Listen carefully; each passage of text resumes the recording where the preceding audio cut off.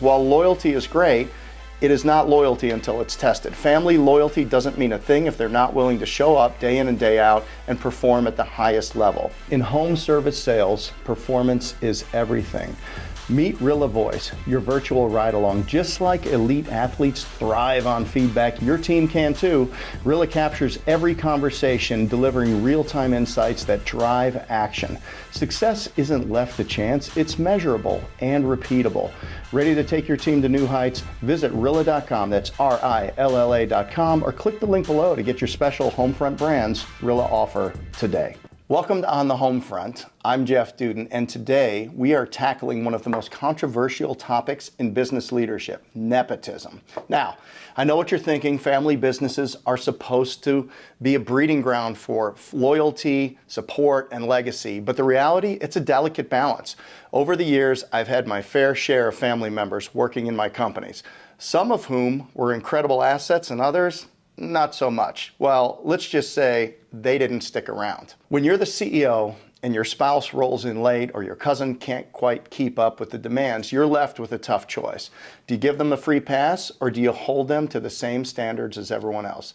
Let me share some lessons I've learned. Lessons that weren't always easy or comfortable, but that taught me how to separate family from business and ensure my team, family or not, is always performing at its very best. Family can be an incredible asset in business. It can also be a liability. Over the 25 years of building Advanaclean, I've hired many family members, cousins, even my wife, who, by the way, was exceptionally talented advertising executive. But no matter how skilled they were, the reality was simple. If they couldn't match the standards of the business, it led to friction. And trust me, the added tension at home just might not be worth it. Now, don't get me wrong, some family members were exactly what we needed. My brother, for instance, is a qualified CFO with experience as CFO of the Carolina Panthers. And my son, Zach, has proven himself time and time again. He's been by my side negotiating deals, driving development, and keeping an eye out for our company's best interest. He's earned every bit of respect because he performs as well, if not better, or actually better, than many other people in the company and anybody else in his role. And that's a critical point I want to stress here. If you're considering hiring a family member, ask yourself, are they genuinely qualified? Do they have the track record to prove it? Because while loyalty is great, it is not loyalty until it's tested. Family loyalty doesn't mean a thing if they're not willing to show up day in and day out and perform at the highest level. There's an unspoken rule that family members have to work twice as hard to gain the respect of the team. I mean, imagine you're a team member watching a family member slack off while everybody else is working overtime. It's a quick recipe for resentment and uncertainty in the future of your team. And your team has to see that everyone, family included, has earned their spot and is committed to the company's success. I've had to make hard calls and letting some family members go because it wasn't a fit. And that's not easy, but sometimes it's necessary. Now, we run a family business and it has its perks, especially in decision making. For example, we can make long-term investments that benefit the entire franchise network.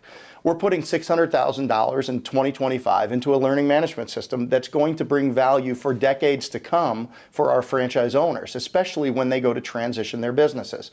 If we were a private equity-owned business today, that decision would never fly. But we're family-owned, so we can prioritize our franchise owners' success over immediate returns, and we have the freedom to make decisions that are truly best for the business and our partners in the long run.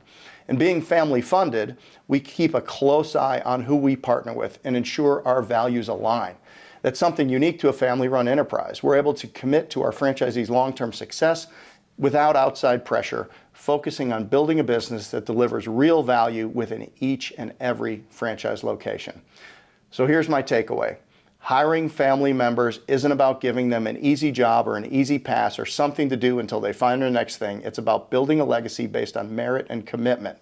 In my experience, family should only be hired when they're truly qualified for the role, driven and ready to go that extra mile. Otherwise, you're risking more than just a strained relationship. You're risking the respect and cohesion of your entire team.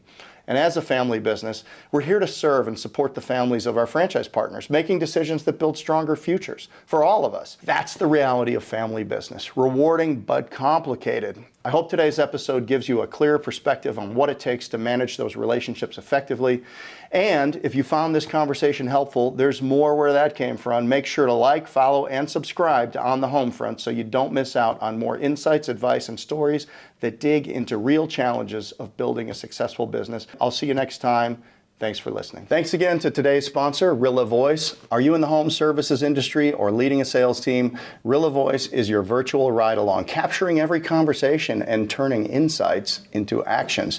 Visit Rilla.com, that's RILLA.com, or click the link below to get your special Homefront Brands offer today.